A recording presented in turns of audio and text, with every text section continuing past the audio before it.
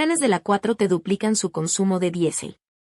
Los dos proyectos de trenes de pasajeros que el gobierno de la autollamada Cuarta Transformación puso en marcha en la recta final del año pasado, el Maya y el Interoceánico, han duplicado su consumo de diésel, de acuerdo con cifras de la Agencia Reguladora del Transporte Ferroviario de la Secretaría de Infraestructura, Comunicaciones y Transportes.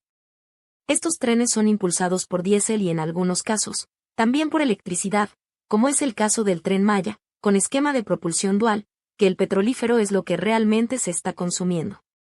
Entre enero y febrero de este año, el consumo de diésel para trenes de pasajeros se ubicó en más de 1.000 millones de litros, mientras que en el mismo lapso del año pasado fueron 500.119.000 litros, un incremento de 101%. En tanto, en el consumo de electricidad para estos sistemas se reportó un aumento de apenas 3.3% en el mismo lapso de referencia. La diferencia de estas comparaciones se debe a la puesta en marcha del Tren Maya, en diciembre de 2023, y del ferrocarril que forma parte del corredor interoceánico del Istmo de Tehuantepec, también al cierre del año pasado. A su vez, el Tren Interurbano México-Toluca, renombrado como el Insurgente, entró en operación parcial en septiembre pasado, pero este proyecto rescatado de la administración pasada opera con propulsión eléctrica. Cuando el Tren Maya fue conceptualizado y ya tenía concluidos algunos estudios de factibilidad, el Fondo Nacional de Fomento al Turismo, encargado original del proyecto, señaló que al menos la mitad de todo el trayecto se iba a energizar con electricidad y el resto con diésel. Sin embargo, posteriormente el presidente Andrés Manuel López Obrador dijo que usaría diésel de Palenque a Chetumal, es decir 75% del total de sus 1.554 kilómetros de recorrido. En diciembre pasado, el mandatario federal afirmó que el Tren Maya, el más importante de sus proyectos ferroviarios, iba a operar con diésel menos contaminante. De Palenque hasta Chetumal, el tren va a funcionar con un diésel especial no contaminante, por eso hablo de una buena noticia. Es un diésel que se va a importar de la refinería Deer Park y no solo se va a utilizar para el tren.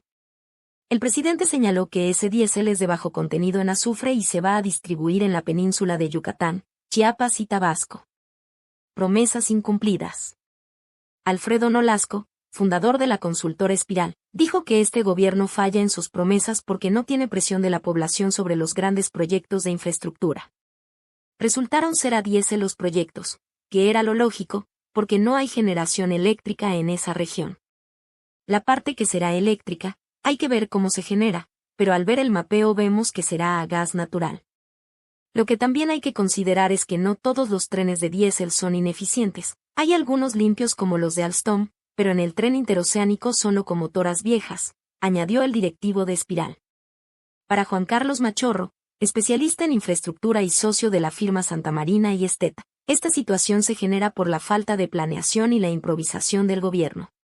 De una vez hubieran hecho un tren con tecnología de punta y eléctrico, y no con combustibles fósiles, porque por más que sea diésel de bajo azufre, va a contaminar, y esto se suma a los otros daños ambientales, subrayó.